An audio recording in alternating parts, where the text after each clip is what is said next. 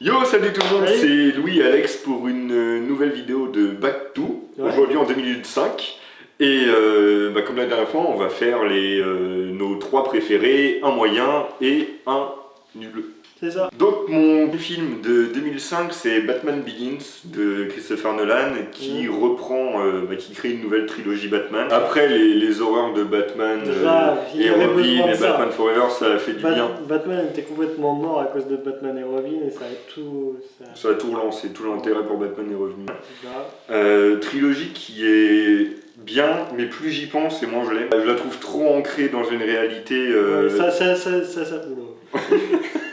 Ça s'amuse pas assez, je trouve, avec l'univers des comic books. C'est vraiment une très bonne trilogie, mais c'est juste que c'est un peu trop dans la réalité pour moi. Et vu après Batman Superman, où je le trouve justement moins dans cette idée-là, et ça me plaît plus. C'est toujours sérieux, mais c'est plus... C'est plus comics quoi. Les comics c'est très sérieux, mais il y a une patte graphique ou des designs qui font penser aux comics, alors que ceux de Nolan, clairement on peut le croiser dans la rue quoi. Actuellement je trouve c'est peut-être celui que j'aime le moins dans la trilogie de Nolan. Oui, moi aussi. Je trouve qu'il est un peu mou, mais il est génial, hein. C'est super mis en scène, c'est trop bien, mais juste... Voilà, les autres c'est genre des 9 ou des 10, celui-là je trouve c'est un 8 quoi. Mais c'est quand même un très bon film. Donc voilà pour mon film de 2005. Moi ça va très bien. Donc pour mon top 3, moi en troisième position, j'ai choisi Sin City de Robert Rodriguez, qui est adapté du comics de Frank Miller, Sin City. C'était un classique pour moi quand j'étais plus jeune. Franchement c'est super bien, c'est un mix parfait entre le film et le roman graphique, c'est tellement beau, putain. Regardez, les effets spéciaux, on pourrait penser que ça a un peu vieilli. Oui, il y en a quelques-uns qui ont un poil vieilli, mais franchement, c'est magnifique à regarder. Le parti pris du noir et blanc et des touches de couleur, ça a déjà été fait, mais franchement, c'est tellement beau. Mais là, c'est bien foutu, c'est magnifique à regarder.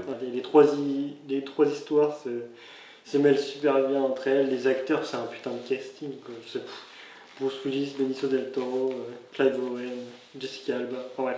Tout le monde, c'est vachement bien. Il y a une scène réalisée par Tarantino, vu qu'ils sont meilleurs potes avec Robert Rodriguez, donc on va pas se plaindre. Je recommande si vous n'avez pas vu ce truc. Mon top of the pop de 2005, La guerre des banques de Spielberg, avec avant qu'il devienne zinzin.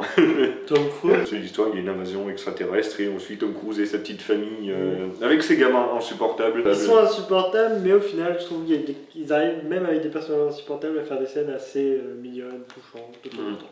Oui, et puis on voit bien la frénésie, enfin l'hystérie qui se crée, enfin tout le monde devient zinzin, tout le monde pète des câbles quand ils sont la scène dans la voiture où ils sont prêts à tuer tout le monde pour avoir une voiture. C'est vraiment chouette. Ce que j'aime bien dans ce film, c'est que ça enchaîne bien les grosses scènes de blockbuster avec les petites scènes intimistes. Non, je vais tout. Ah oui.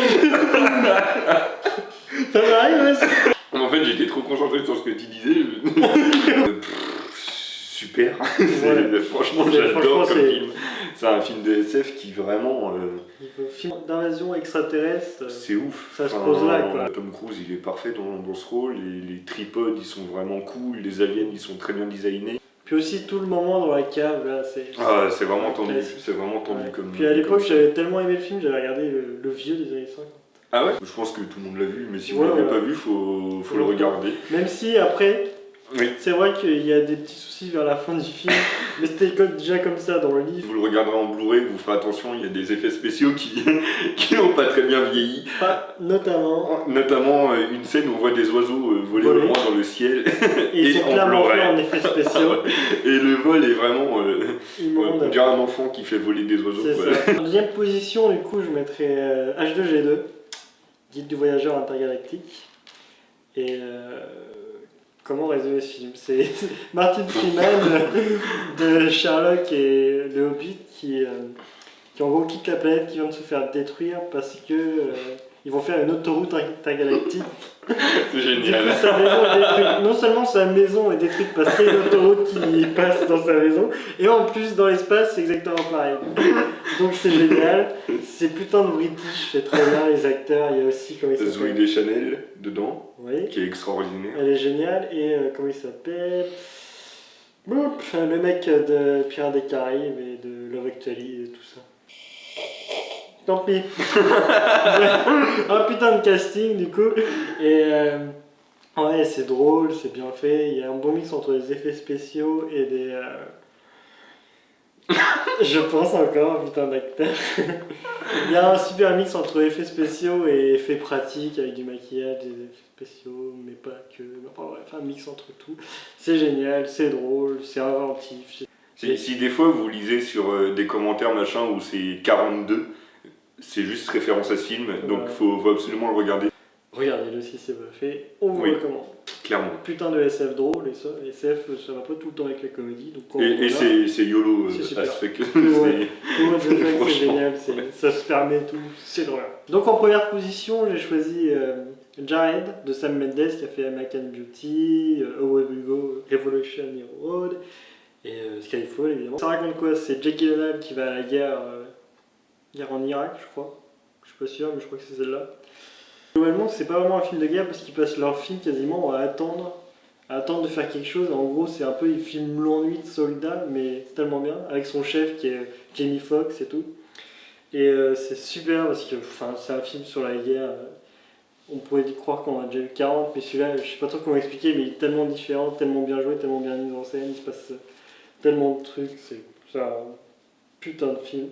Si vous l'avez pas vu, n'hésitez surtout pas parce qu'à mon avis, vous ne regretterez pas. Mon mai de 2005, pour moi, c'est Shaun of the Dead, d'Edgar Wright. Ah bah, de moi aussi. Oui. Le mec qui oui, c'est préparé, oui. Shaun of the Dead, qui est le premier film de la trilogie Cornetto. Exactement. Donc avec après... Hot Fuzz. Ouais, Hot Fuzz et le dernier bar avant la fin du monde. Le dernier pub avant la fin du monde. Bah, autant pour moi. Et donc l'histoire, on suit... c'est deux mecs un peu... Peg et son pote. C'est ça, donc deux losers un petit peu qui ratent un peu leur vie. Et il y a une invasion zombie. Et ce que je reproche au film, en fait, c'est que c'est un peu long et je trouve qu'on s'attache pas spécialement au personnage. Donc des fois, il y a des intrigues avec des gens qui meurent, tout ça. Bah, personnellement, je m'en balance. Le film est un peu mou. Ouais. La mise en scène est franchement est cool, mais je trouve dans le scénario, il y a un petit problème de rythme. C'est un peu dommage parce que franchement, j'aime bien les acteurs. Ouais, l'humour est plutôt bon aussi. Et Edgar Wright, personnellement, j'adore quasiment tous ses films. Scott Pilgrim, c'est un classique. Ouais, c'est vraiment cool comme film. Les deux autres de la trilogie Cornetto sont énormes, mais là, je trouve pour un premier coup, ouais, il est un peu au cinéma, c'est un peu en dessous. C'est pas mal, mais personnellement. Ouais, moi j'ai vu Hot Fuzz avant de voir Shaun of the Dead et je préfère clairement Hot Fuzz à Shaun of the Dead. C'est un film quand même très correct, il n'y a pas de soucis. Je ne savais pas ce que j'allais dire. Voilà, on va enchaîner directement avec ton nul à toi. Vu qu'on les trouve, c'est des films qu'on trouve nuls. Donc on va pas se faire des amis parce qu'il y a plein de gens qui l'adorent dans les fans de cinéma de genre, mais The Devil Reject, on avait vu ça ensemble. Ouais, de Rob Zombie. Rob Zombie. Que par ailleurs, j'ai bien aimé ces remakes de Halloween qu'il avait fait, 1 et 2. Mais là par contre, l'histoire c'est en gros 3 méchants psychopathes. C'est une famille de psychopathes en gros. Oui, c'est ça. Et on les suit sur les routes. On peut un road trip de tuer des gens. Voilà. Et du coup, les gens trouvent que c'est bien, c'est subversif, c'est des méchants qu'on suit, on s'attache et tout. Alors non, on s'attache pas du tout, ils sont juste insupportables. Ouais. C'est vraiment, ils sont insupportables, l'humour est nul, c'est vraiment casse-couille comme film, c'est désagréable à regarder. Il n'y a pas de côté subversif, c'est juste désagréable à regarder. Ouais, et on s'emmerde en plus, c'est même pas juste le côté subversif, on s'est grave fait chier. Et je trouve les surjoues comme c'est pas permis, et c'est mal mis en scène, et c'est nul. Ouais, non, honnêtement, on n'aime pas. Je sais que tout le monde se touche la nouille dessus parce qu'on suit des méchants, bah, super. Mais, super, il y a d'autres films comme ça et ils sont mieux. Donc, donc franchement, on n'a jamais su ce que les gens. Ouais, on n'a pas compris le délire. Ouais. C'est pas contre Rob Zombie vu que je disais que. Ouais, non, et puis il a des bons morceaux de musique aussi. Ouais. Donc, non, c'est vraiment pas contre le personnage. C'est juste ce film-là, on l'a pas aimé. Après, on est peut-être passé à côté ou je sais pas quoi, mais en tout cas, nous, on le déteste comme il faut. Voilà, peut-être qu'on n'a aucun goût en cinéma et qu'on n'y connaît foutre rien. mais voilà, nous, ça nous a pas plu et basta. Mon mauvais de 2005, pour moi, ce sont les 4 Fantastiques. Ouais. Je suis d'accord aussi. que j'ai vraiment pas aimé, que je trouvais déjà je suis pas un grand fan des 4 Fantastiques à la base, mais là franchement ça fait un moment que je l'ai vu et il faut vraiment pas que je le revoie parce que c'est vraiment film de super-héros pour les enfants. Ouais, et puis les effets spéciaux je les trouve moches, Ouais. et à l'époque je les trouvais moches, alors maintenant la chose, son déguisement est immonde. Ouais, non, mais c'est immonde en fait comme film, niveau graphisme, tout ça. C'est pas beau à regarder. Non. C'est mal joué. Scénario bidon. Tout est nul. Il l'a aimé à l'époque. Non mais j'étais petit, voilà, un peu. On pardonne. J'avais 9 ans, ça va. Mais donc voilà, pour moi, un film, j'ai pas tellement de choses à dire parce que je l'ai vraiment trouvé mauvais, donc pour moi, il n'y a rien à en tirer de bon. Et donc sur ce, écoutez, on va vous dire au revoir, à très bientôt, on vous fait des bisous, ciao. Allez,